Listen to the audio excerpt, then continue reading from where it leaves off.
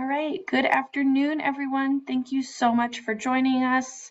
I'll introduce myself and then I'll ask Chris to introduce himself. My name is Moira Nadal. I am the Preservation Programs Director at the Washington Trust for Historic Preservation. The Washington Trust is a statewide historic preservation nonprofit, and we administer several grant programs on behalf of the state's Department of Archaeology and Historic Preservation, including theaters and cemeteries, which probably all of you are here for one or the other. I'll be very curious to know if anyone's here for both. Chris, do you want to introduce yourself? Yep, thanks very much. I'm Chris Moore. I'm Executive Director with the Washington Trust for Historic Preservation. So I will share my screen. Since we're a small group, do people want to come quickly off of mute and just announce what county you're in and if you're applying for cemetery or theater? One trip. Matt, you unmuted first, so tag you're it. Oh, thank you. Can you hear me? Yep. Oh, good. Yeah, I'm Matt Cade. I'm with the Upper Valley Historical Society in Leavenworth. And we just were issued in September, we were issued the certificate from the state to do care and maintenance for a cemetery that had been abandoned in 1923. Wow. It continues to have burials because the families know where they have where they can do burials. Yeah. But we're going to do the care and maintenance and organize with them because it's only been taken care of through volunteer work since 1923, really, and the families. So Wow. we're going to get it organized. Great. Okay. Thank you. Thank you for introducing yourself. Robin, do you want to go next? Sure. Robin Hertline. I'm in Island County, and it's for the Sunnyside Cemetery in Coopville. Okay. Connie, I think you and I have emailed a little bit, Connie. And you're muted.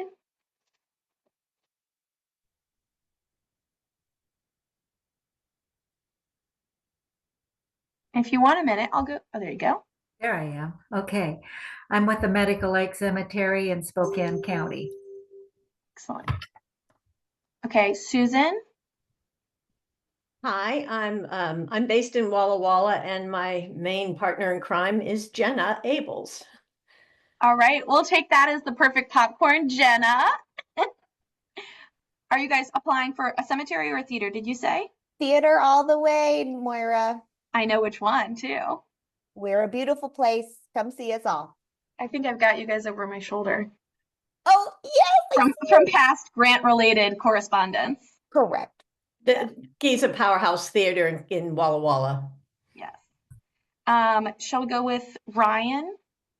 Ryan Grant, Medical Lake Community Cemetery. I'm Connie's hype man. Follow her around, do what helps. So. Okay, and I'll assume that's your note-taking app. Yes, please.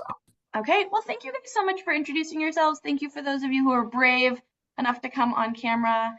I like to point out to everyone, you're not alone. There's a whole network of people trying to do the kinds of things that you're doing all across the state. So let me start to share my screen. Somebody throw me a thumbs up if you can see the grants landing page. All right, I see a thumb. So as I mentioned at the beginning, we at the Washington Trust are a statewide nonprofit. Our mission is for historic preservation, and we administer a number of grant programs, including historic cemeteries and theaters, which we do on behalf of DAHP, the state's Historic Preservation Office.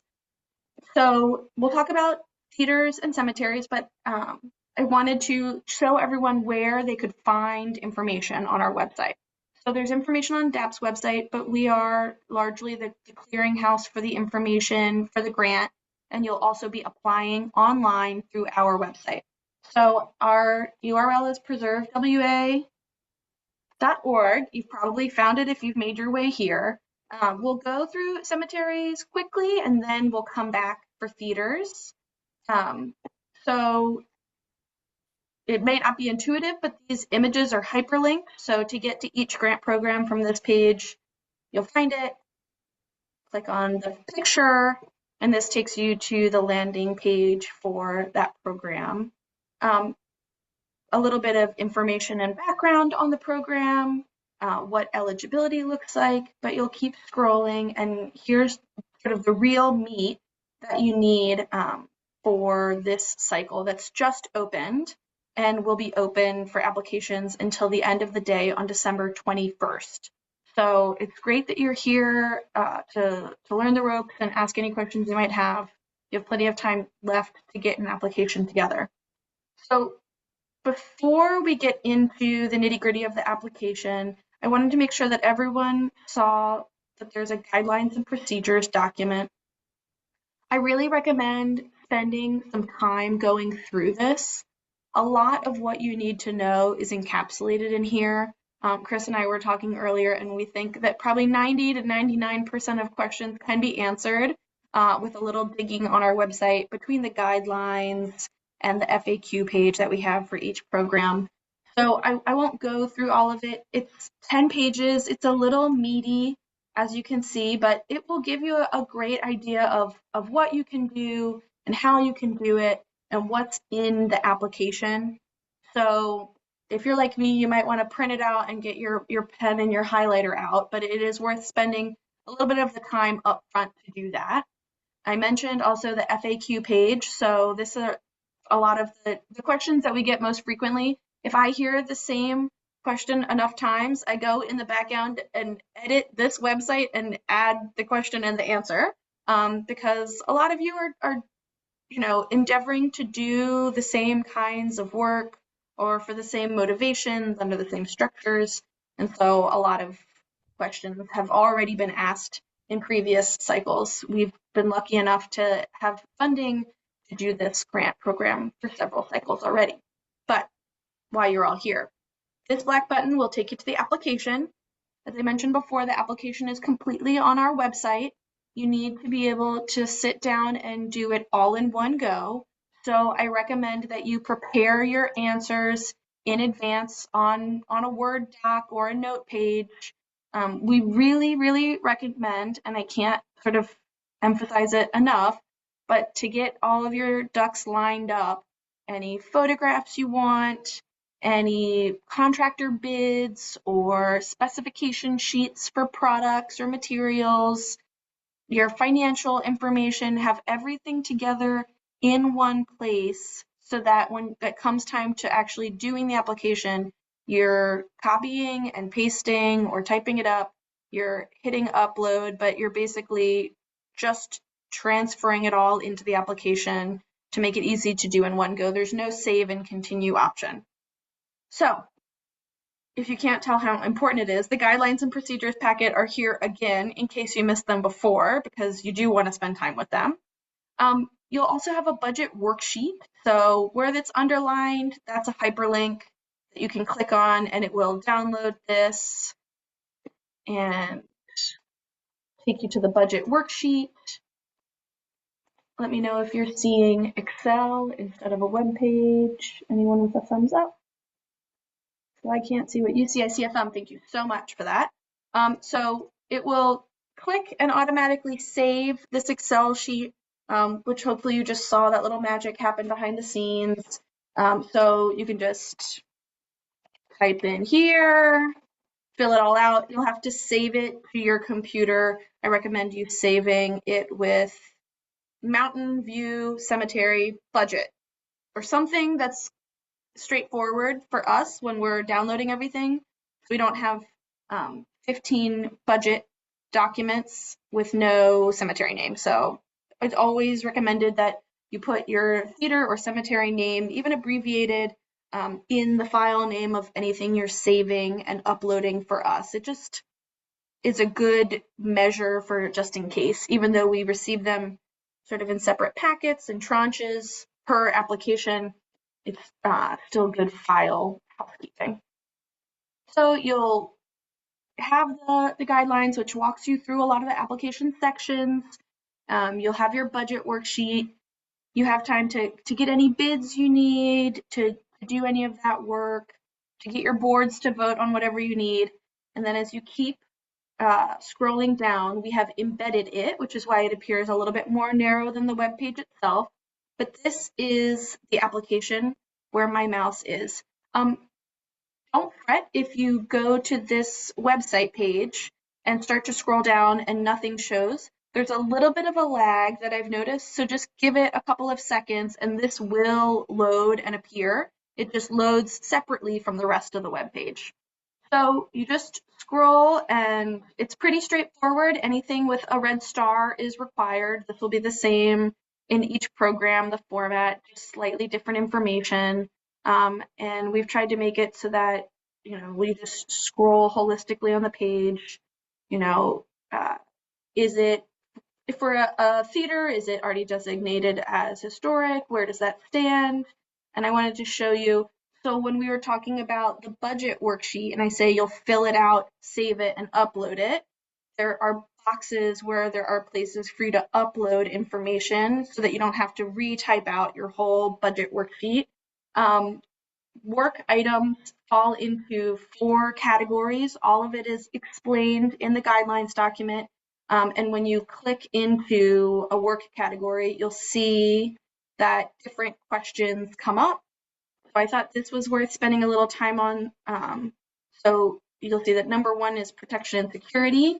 So then there are questions that I'll answer related to what falls into that work category. And then if I'm also doing restoration and preservation, you'll see the number 2, and I answer the same questions, but specifically about the work items that fall under restoration and preservation. So hopefully pretty straightforward. And you can look at all of it, if you want to copy and paste this into a Word document or take longhand notes, however it is, but all of it is here. I just don't want you to be caught off guard if it's the questions that appear after you click in. So I will stop sharing for one moment just to see if we have any questions so far before we go into the theater grant application, because the budget worksheet's a little bit different. All right, Robin, hand up. Yeah, I've kind of played around with the application a little bit, so I do have some questions. For the budget worksheet, is that supposed to be for the entire project or just the amount that you're asking the grant for? So the entire project. Okay. So if you have a 10-year project and you're looking at it in a 2-year phase, or we don't have to know your overall plan for the site, but if it's all work that's going to be happening at a time, we'll want to know about the total project. Okay, that's what I wondered. Is there any Chris has come off mute in case he wants to correct me. No, I was just going to say, to be clear, just for that phase at this, if you're saying, hey, we plan to do 5 phases over 10 years, we just want this phase that you're asking for this time, but it's both, it's the whole project. Yeah, that was my question. Is there any word or character limits? I didn't see any on the form. So I think at the top it says, at the very, very top, it says that your character limit is 100,000 characters for the long form answers. And I will kindly beg you to not write that much. But short of that, you won't be cut off. But we do read every application a few times over. So Great. you guys were going to be my Christmas break reading while all the applications are So this is a little thing. Dan, I saw that you have a question. I'm going to let Robin finish hers up that she has written down, and then I'll get to you. My last one on the form. When you click on restoration and it has those specific questions, one of the questions is, are all funds committed? And there's a yes or a no. But in the yes or the no, there's some more words and it just kind of goes off and it doesn't show you the whole sentence there. Let me try that. And if it is something really, oh, I see what you mean. It's basically yes or no. Yes, I have cash or financing ready, or no, I don't. That's, I see what you mean. It's sort of a formatting error that's a little out of our control. Okay. All right. Yeah. Well, that's it. Thank you. Absolutely. All right, Jan?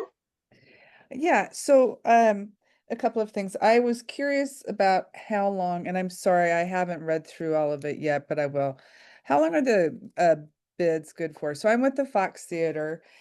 We have a couple of issues going on. Our last remodel was like 22 years ago. So I'm in need of little things like the roof was perforated and things like that. However, I'm also in need of a new marquee.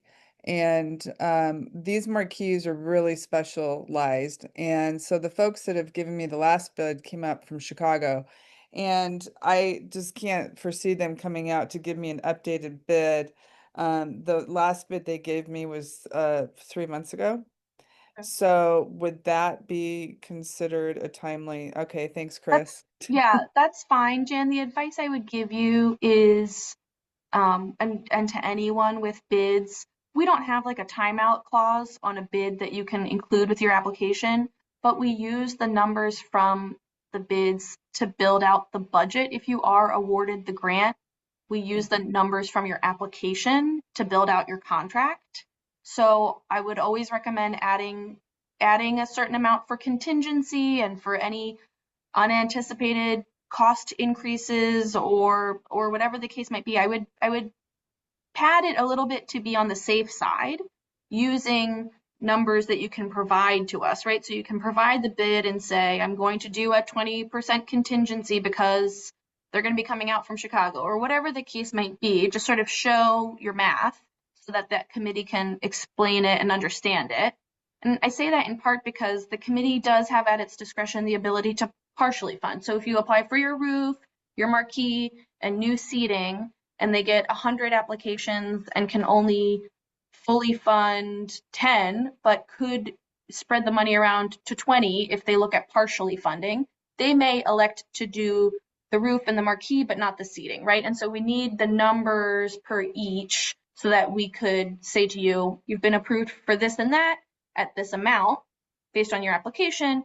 If you want to keep moving forward, let us know. And then when we go to write the draft contracts before they come to you, we're using the numbers in your application. So try to Okay. get them sort of as close to real as you can. Well, because I can take this one of two ways. I can either go ahead and move forward with a capital campaign, which would actually kind of rush us a little bit, because I want the board and every staff to be on par for that. Or I could just break it out and maybe just apply for just the marquee. So that's why I was trying to figure out what. And if you have a recommendation on that, that would be great. I've done a ton of Department of Commerce grants, appropriation grants, but I've never actually written a grant to your organization. So if you have direction one way on whether or not a capital campaign should be all inclusive, or if I should break it down to cherry pick a few things, that would be helpful. Yeah, I have an idea about an answer, but I saw Chris come off mute, so I'll let him go first. Yeah, one of the things I would just want to think about, Jan, is are you guys planning to apply to other sources of funding in the in this for the 25-27 biennium? Biennium? Yeah, like for instance, are you guys on the Heritage Capital Project list right now for funding in 25-27? No, you're not. And are you on the Building for the Arts funding list, which is through Commerce, but and the WA State Arts Commission? No, I mean, we're through WA State Arts. We did receive funding from them, but it was just a small percentage of what we asked for. It wasn't that much, but Was it we are, capital dollars though? no Oh, okay. capital. Okay. That's fine. I ask because I believe it is the states, and as Moira mentioned, these are programs of the Department of Archaeology and Historic Preservation. I believe it is their policy that if someone is applying for capital projects for a theater, and you're applying to, you can't apply to both Building for the Arts and Heritage Capital and the DAHP theater program. So you need to choose. And Okay. I would say if you have not yet, if you are not on the list for funding in this 25-27 biennium for the Heritage Capital Program or Building for the Arts, then I would suggest obviously funding. I would suggest a grant application right now for through the theater grant program, and I would probably suggest parsing it out simply because the maximum grant's only $75,000, and I Right. know this. I know the Fox, the renovation rehab that happened 20 some years ago was award winning and amazing. I happened to be around right when that was wrapping up, so I've been doing this a long time. But I think. I know how expensive theaters can be, and 75,000 isn't going to do. It doesn't sound like it would do everything you need. So if you Yeah. could pull, the marquee out or one element out, then I don't know what to tell you in terms of a capital campaign, but maybe it's like the No, pre-campaign, or it's just we're yeah, starting with the marquee, and that's what we're doing. Yeah. right. And the reason why I didn't go for the heritage, the capital funding through Olympia is because we just simply weren't ready. Yep. Sure. Yeah, it's a big ask with a 2-to-1 match. Yeah. And Yeah. they do ask demonstration that a good portion of that match is already in hand before you even apply. So Correct. it makes it challenging. Yeah. Yeah, no, Yeah. he did a walkthrough with me and he's like, well, you definitely need to, you'll definitely be receive some awards, some funding, but I couldn't do it. We could not do it fast enough. It Yeah. was too Yeah. bad. So Yeah. So, in general advice for all potential applicants, I recommend that you have your work described in some discrete phases or chunks that are understandable to the committee instead of trying to wrap everything up so that they're sort of, in the midst of a committee hearing forced into like an all or nothing, right? If you can do your project or there are projects within your project, I think the easier you can make for the committee to understand each of those phases, the better the chances are that maybe you get pulled out of the stack as someone who could get partially funded and could get some of the work done that you are trying to do, even if there isn't enough money or you didn't come in high enough in the ranking to get your full project funded. We'll have time for more questions and answers at the end. I just want to be aware of time, unless there's anything about cemeteries before we move into theaters. Yeah, Matt? Yeah, thank you. So this cemetery doesn't have any power to it. In order for us to do irrigation, to run the systems, we would need power for that. And we don't have any lighting, we have nothing. So we're really starting to just want to install power.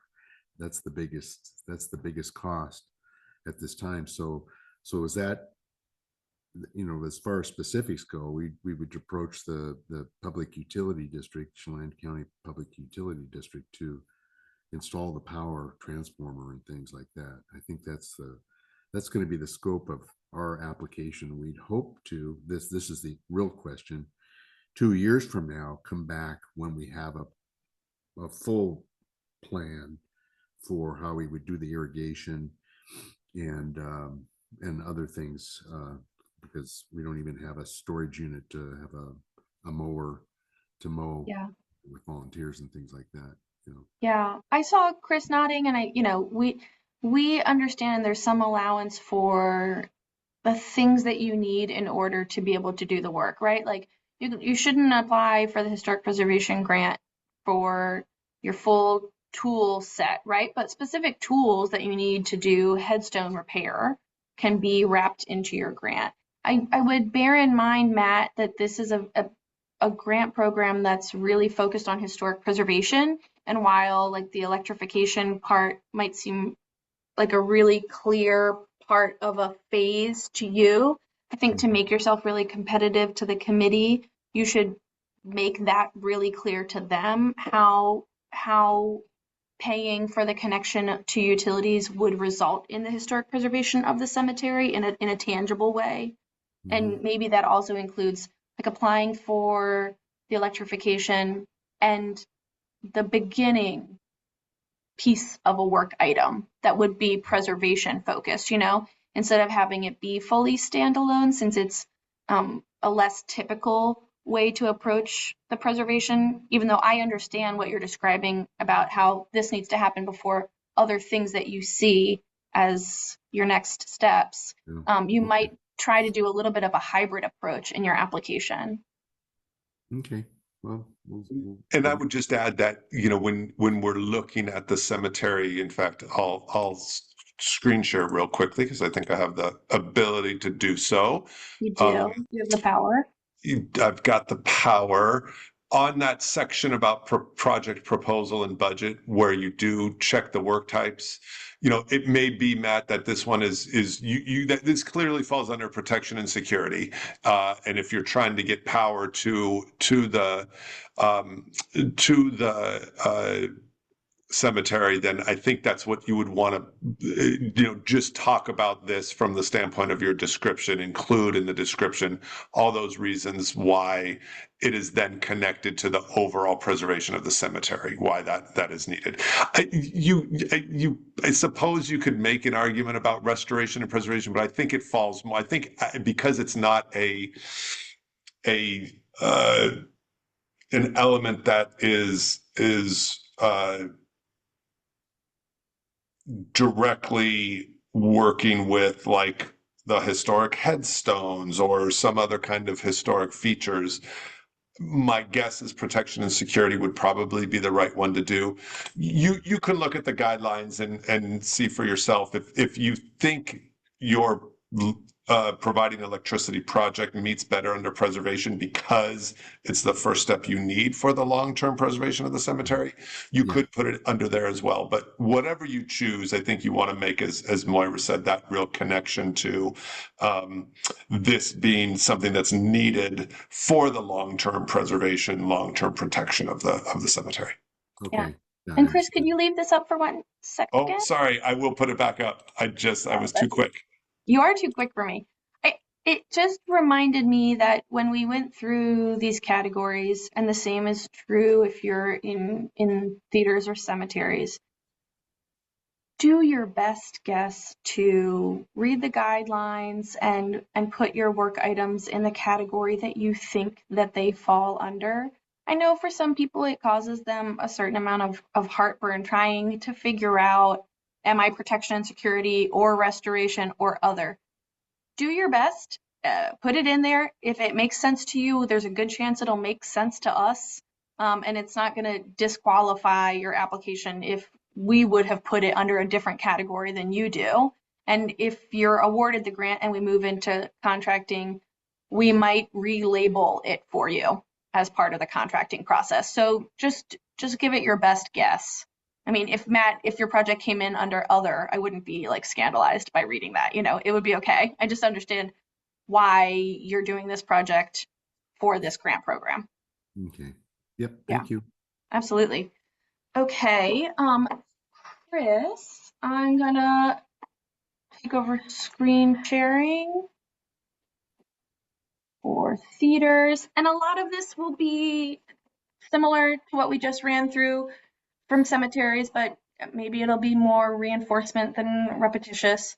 And then we'll take time for questions. And I'll ask Chris when I get to it to spend a little time going through a sample scenario for the theater budget sheet, which looks different than the one that we just looked at for cemeteries.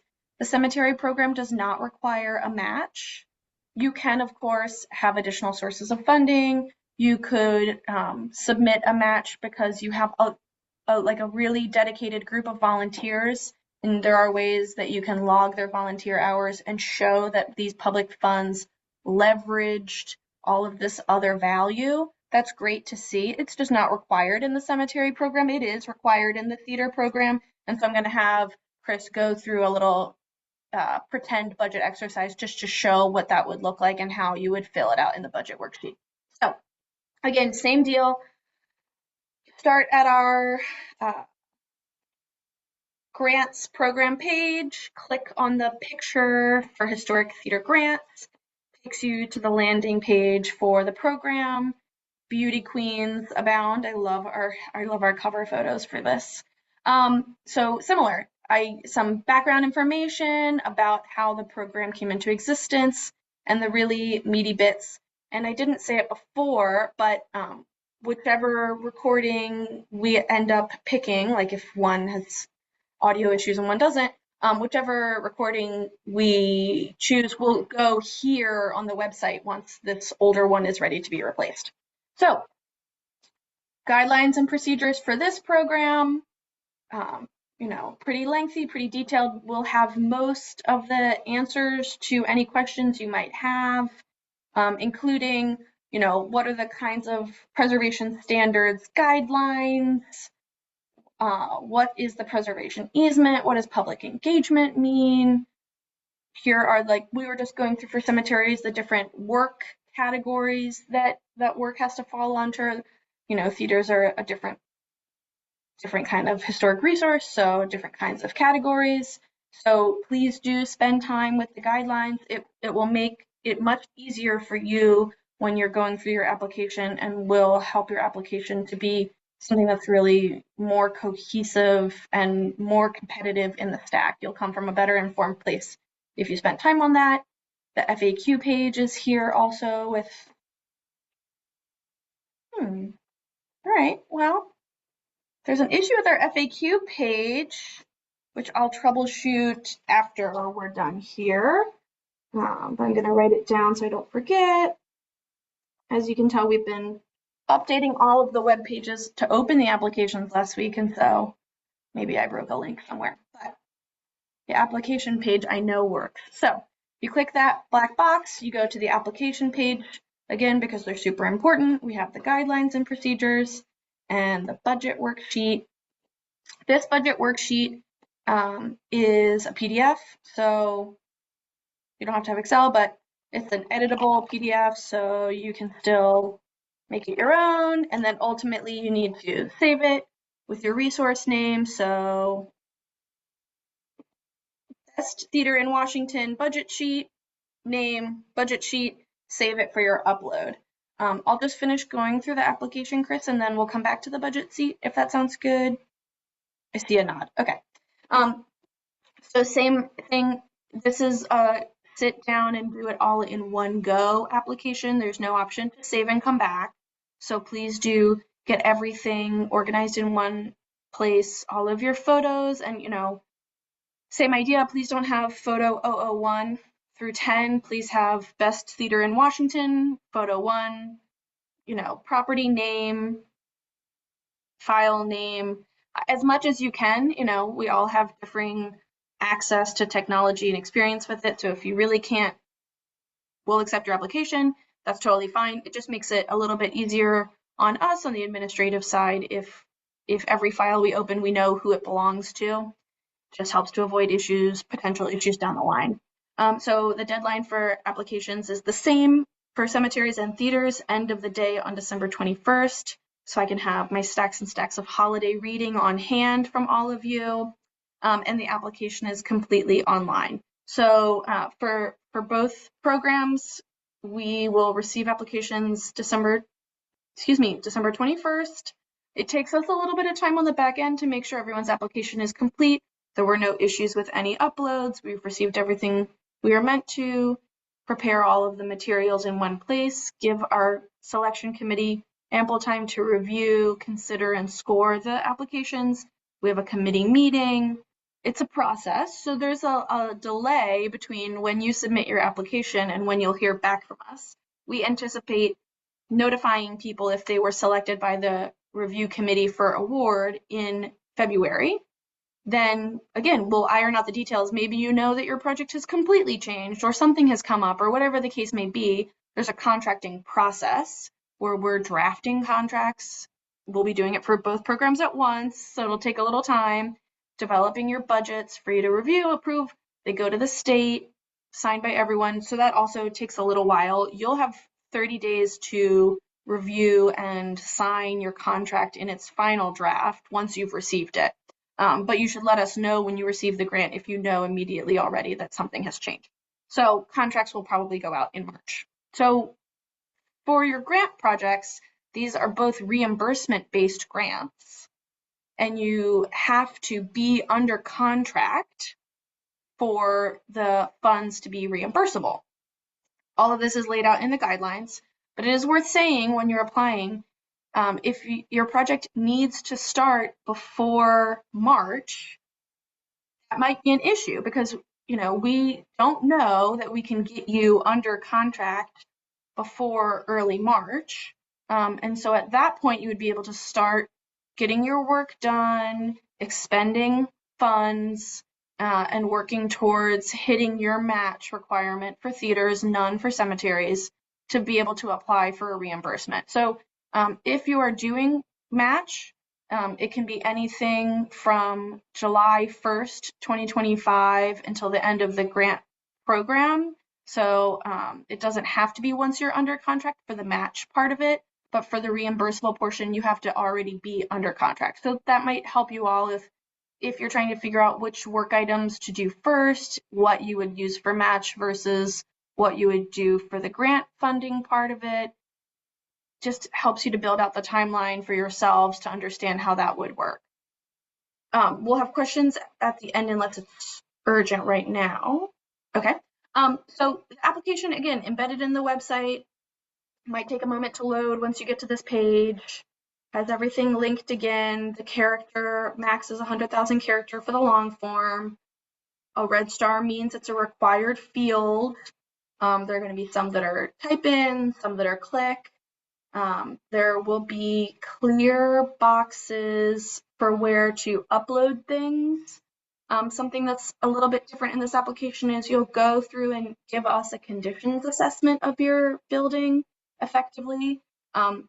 We don't know all of the theaters in the state working on it, but it's a work in progress, and we don't know what state they're all in. So as an example, if you put on your condition assessment, everything is in great condition except for the foundation and the roof, and you mark those two as failing.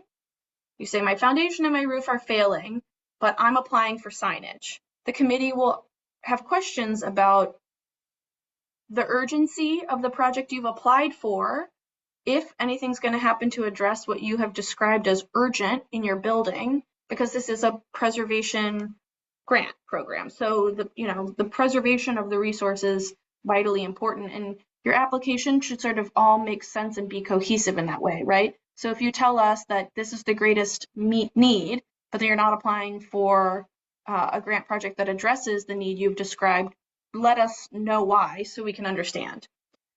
So you'll go through the application, you'll have all of that. There, similar idea here where there are pop-up questions that appear once you let us know which category of work you're going to do. And so there will be questions that you need to fill out for the building systems, and then the same questions for the accessibility improvements, and those will appear. And then there will be places this box means that you're going to upload something that you've saved in your computer. So hopefully you'll have a file folder on your computer that has a Word doc version of this application all filled out so you can copy and paste. All of your renamed photo files are in one place, all of your contractor bids, material sheets, specifications, and everything, so that when you're in the application, you're just copying, pasting, clicking to upload, have everything in one place. You can do it in one go. So, and at the end, you do your digital signature. We received a question about finding another way to sign it. This digital signature is binding, so you don't have to then submit an additional signature page or go through a DocuSign process separately. This is enough of a signature for it, and whichever email you include, you'll receive a copy of your application. Not all of the uploads will appear with the copy you receive. That doesn't mean we didn't receive them. We just don't have a great way to resend you back the total package with everything. So if you go through everything, you submitted photographs, you submitted your budget worksheet, and then when you receive the copy on your email, none of that information is included. Now that's just a quirk of our online system. We probably have everything, and once we've received all applications, we will go through all of them and make sure that they're complete. If we have any issues or see that something seems to be missing, we'll reach out to you directly after the application period ends. So you don't have to worry about it until then. And if you don't hear from us about anything missing, then it's not missing as far as any of us know. So Chris, do you mind taking over the share to go through the budget worksheet? give us a little sample? Absolutely. So let me share real quick, and a little bit different than the cemetery worksheet, as Moira mentioned, simply because theaters do have a required match. And so what I'm going to do is go over kind of the simplest version, which is that Chris, I'm so sorry to interrupt. Could you zoom into 200%? yes. And I think that should hopefully make it visible on most people's screens or easier to read. How does that look to everyone? Better? How's that? Is that a little, I'm going to make it how's that? Is that big enough? Okay. Yeah. Great. So this is the easiest scenario where you have a theater located in the region where it is a dollar for dollar match, a 50-50 match. And I'll go through a couple scenarios, but this is just the basic one, right? You're going to do $10,000 for some exterior rehabilitation. You're asking for $5,000 in grant funds, and you're asking for, and you will provide $5,000 in matching funds. So just a couple things to point out as we're doing this and looking at the worksheet. Your expenses are going to be all of your expenses for the project. Then your income is going to be wherever the source of your project income is going to come from. Can be the grant, your proposed cash match, prior capital expenditures that you've spent already, which I'll talk more about, and that in-kind match, which is donations, right? Donated labor, donated equipment, donated materials. So as we're doing this, always keep in mind that your total expenses have to match your total income, right? That's your two sides of the ledger, so to speak. If something's going to cost $10,000, we need to know where those $10,000 are coming from. This simple example says asking for $10,000 for exterior rehab. You're going to ask for $5,000 in grant funds and match it with $5,000 of your own dollars. All right, let's add another element to this and say, okay, we're going to do another 10,000 here. Now let's say there is a $5,000 in grants, and you're going to do $5,000 in donated labor, services, materials, whatever it might be. This is just for illustrative purposes. You still have your total expense of 20. You have your total income of 20,000. So those are matching. And you know your grant request at 10,000 is exactly half of 20. So you can add 10,000 into your grant amount requested. It matches this, and it is in line with being a one-to-one match because your total income is 20,000. Okay, so the next step to complicate things would be to say, okay, look, we're also doing, let's say we already did some work to replace the heating system. So let's call that, actually, I'm going to do it this way. Let's call that $5,000. And you did that sometime before you've applied for the grant, but after July 1 of 2025. And that's the time frame in which we're working because these grants are in the 2025-27 biennium, and that biennium started July 1 of 2025. If you spent money on that theater after July 1, you can count those prior capital expenditures, provided again, that they were spent after July 1, and that the work on which they were spent does meet the Secretary of Interior's standards for rehabilitation, meaning that that work is historically appropriate. So you can count that $5,000 as prior capital expenditures and count it as match.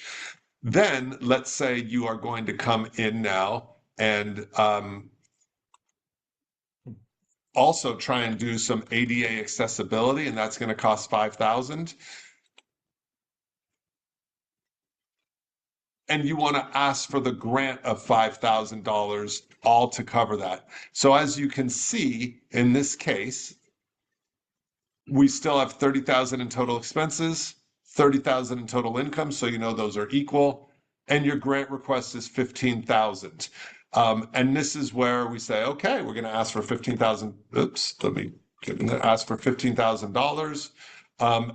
we can look at this, and then we can look at where your match is coming from, $5,000 in cash, $5,000 in kind, and then $5,000 in prior capital expenditures.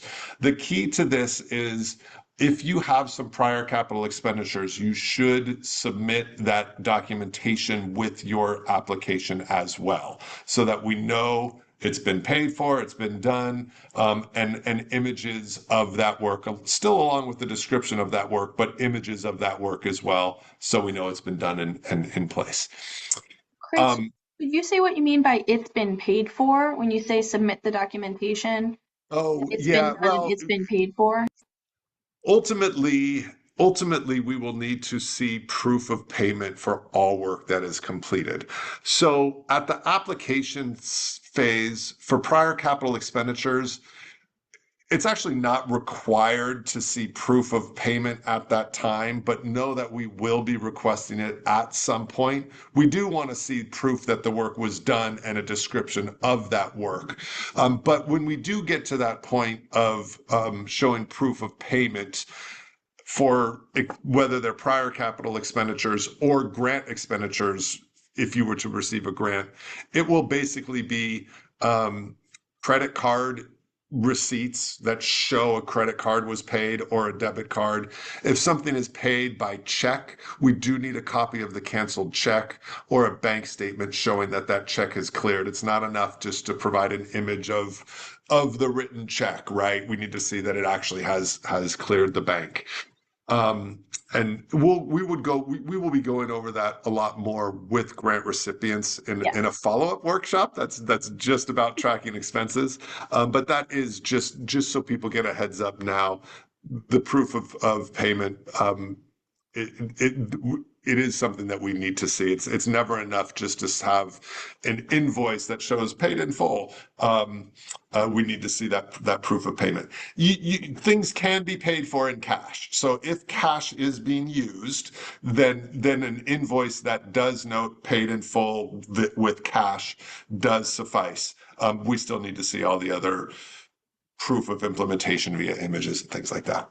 I just don't want people to hang their hat on prior capital expenditures and then not have any proofs of payment in 4 months and not be able to make their match requirement. So So the only other thing I'll just do is a scenario whereby the theater happens to be in a distressed county or in a county with the population requirements, which I believe Moira, remind me, linked in the guidelines. It's in the guidelines what constitutes sort of special consideration for rural or distressed counties.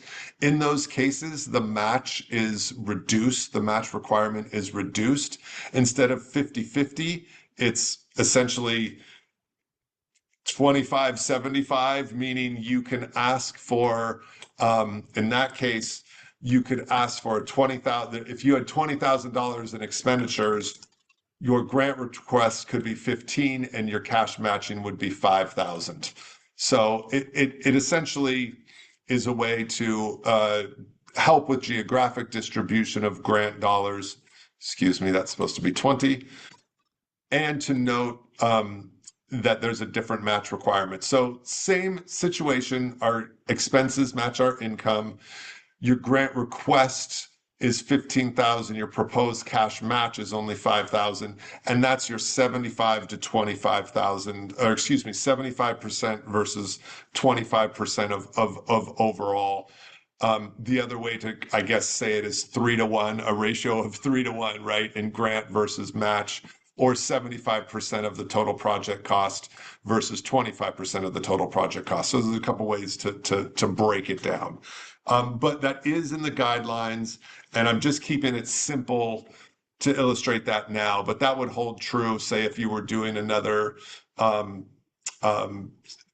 if you were doing another $10,000 piece here. I think this breakout works again. You had 30,000 expenses, 30 in income, and your request could be 22,500 with match of 7,500. And then your grant again would be the 22.5. So be sure to check the guidelines for theaters located in an area where this criterion applies. Does that make sense on the budget worksheet? Does anyone have any questions about this before we move on? It is pretty self-explanatory. It's pretty simple form, but if you do run into issues with it, you can always feel free to reach out to us and we can help provide any guidance. Yes, made sense to me, and budget worksheets are quietly the bane of my existence. They're not my forte.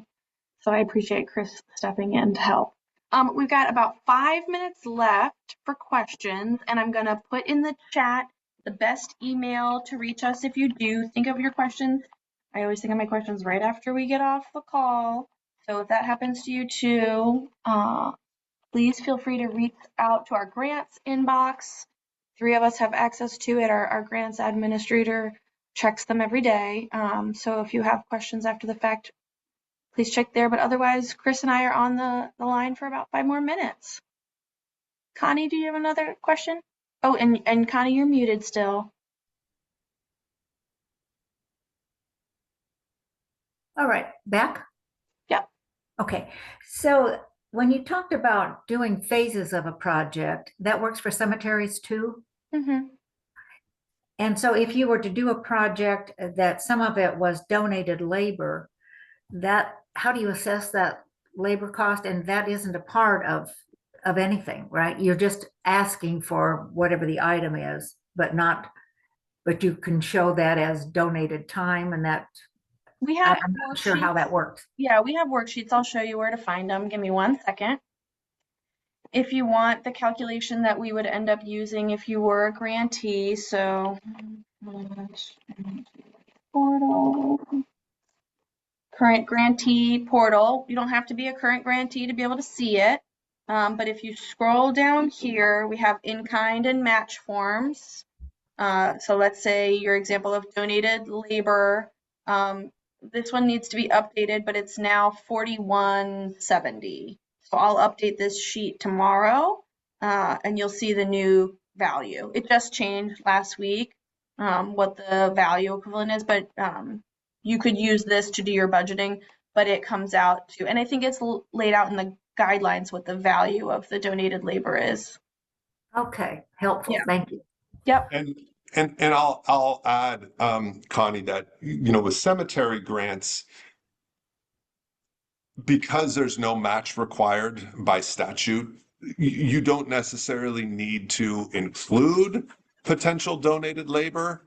It doesn't need to. Now, that said, at the end of the day, what we do like to do is if there was donated labor, you can include it in your grant application just to demonstrate to the committee that, hey, we're going to have volunteers who are out here and going to help do this. And that's great. So I think that's a good thing to talk about the community benefit and community component for the grant reviewers. But in terms of the budget, you don't necessarily need to calculate that value for your application purposes because there's no match required. If you do receive a grant, we will want to account for that value at the end, because one of the things we want to do is show to the legislature that the state investment in these programs is leveraging other dollars, even if they're not required, right? We still want to say, hey, look, the community's bought in, they're pitching in their sweat equity, and that's worth something. But that we would work with you on that, if you were to receive a grant at the reimbursement phase of the process. Great. Okay. Thank you. And I hate to rush us, but Jenna's had her hand up and we're running out of time. Jenna? Moira, Chris, my question's on eligibility. Should I email everybody? Should I email you both instead? Yeah. Okay. Please, if you don't mind. I was like, Yeah, not that's everyone, but us would be good. Well, yeah. Thank you. Any last call? Last call for questions? Again, email grants at if you have questions later. Yeah, Jan? I was just kind of curious about your board members in the areas. Is it helpful to have them out to the property at all? Our board is not the grant review committee. Okay. So So, they're 'cause I know we have like distinct 4, groups. like we have representation of, I think, 3 or 4 board members who live in the Spokane area. So that's not helpful to have them out for a visit. Yeah, Jen, the program is through the State Department of Archaeology and Historic Preservation. So Okay. we contract with them to manage it, but it's all state dollars, and our board has no influence Okay. or engagement at all in the grant review process. It's Got the it. state. The state has DAHP as an agency has convened a committee to do the review. Okay. Thank you for clarifying. Yeah, for sure. Hey, if you think of anything later, please call or shoot us an email. There's still plenty of time to get everything lined up before end of day December 21st. Thank you guys so much for joining us today. Really appreciate everyone's participation, and hopefully I'll see all of these names again on some applications in a few more weeks. Thank you. All Great. right. Thanks. Thanks very much. Thank you.